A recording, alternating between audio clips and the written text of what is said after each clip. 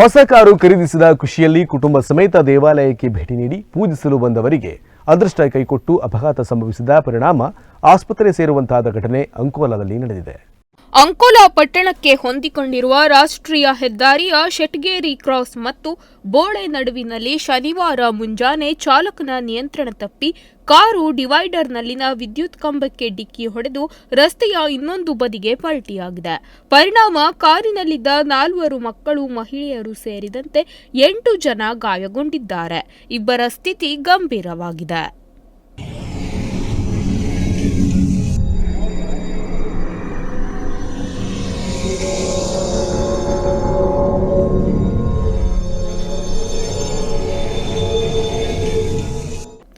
ತೆಲಂಗಾಣದ ಹೈದರಾಬಾದ್ ಮೂಲದ ಕುಟುಂಬವೊಂದು ನಿನ್ನೆ ಹೈದರಾಬಾದ್ನಲ್ಲಿ ಕಾರು ಖರೀದಿಸಿ ಕುಟುಂಬ ಸಮೇತ ಮುರುಡೇಶ್ವರಕ್ಕೆ ಪ್ರಯಾಣ ಬೆಳೆಸಿತ್ತು. ಹೊಸ ಕಾರು ಖರೀದಿಸಿದ ಸಂಭ್ರಮದಲ್ಲಿ ಕುಟುಂಬದೊಂದಿಗೆ ದೇವರ ದರ್ಶನ ಮಾಡುವ ಉದ್ದೇಶದಿಂದ ಬಂದಿದ್ದರು. ಬಾಳೆಗುಳಿ ಕ್ರಾಸ್ನಿಂದ ಜಿಸಿ ಕಾಲೇಜು ಮುಂಭಾಗದ ರಾಷ್ಟ್ರೀಯ ಹೆದ್ದಾರಿ ಮೇಲ್ಸೇತುವೆಯ ಮೂಲಕ ಕುಮಟಾ ಕಡೆ ತೆರಳುತ್ತಿದ್ದರು.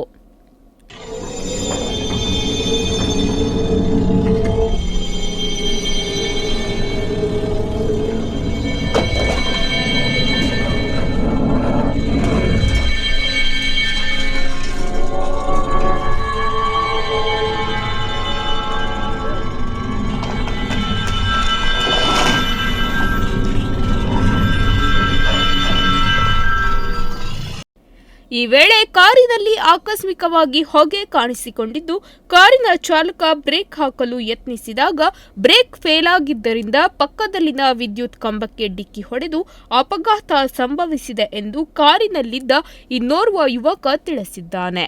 ಆದರೆ ವೇಗವಾಗಿ ಮತ್ತು ನಿರ್ಲಕ್ಷ್ಯತನದಿಂದ ಚಾಲಕ ಕಾರು ಚಲಾವಣೆ ಮಾಡಿದ ಪರಿಣಾಮ ನಿಯಂತ್ರಣ ಸಾಧ್ಯವಾಗದೆ ವಿದ್ಯುತ್ ಕಂಬಕ್ಕೆ ಡಿಕ್ಕಿ ಹೊಡೆದಿರಬಹುದು ಎಂದು ಅಂದಾಜಿಸಲಾಗಿದೆ.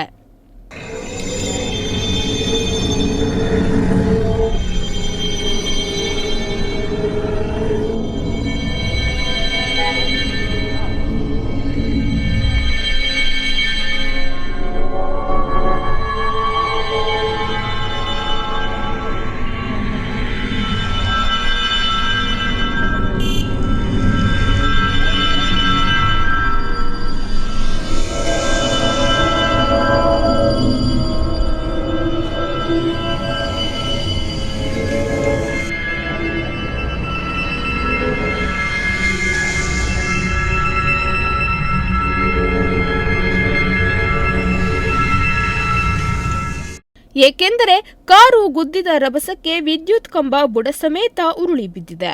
ವಿದ್ಯುತ್ ಕಂಬಕ್ಕೆ ಡಿಕ್ಕಿ ಹೊಡೆದ ಕಾರು ಬಲಭಾಗದ ರಸ್ತೆಯಲ್ಲಿ ಪಲ್ಟಿಯಾಗಿದ್ದು, ಏರ್ ಬ್ಯಾಗ್ ತೆರೆದುಕೊಂಡ ಪರಿಣಾಮ ಹೆಚ್ಚಿನ ಅವಘಡ ಸಂಭವಿಸಿಲ್ಲ ಎನ್ನಲಾಗಿದೆ.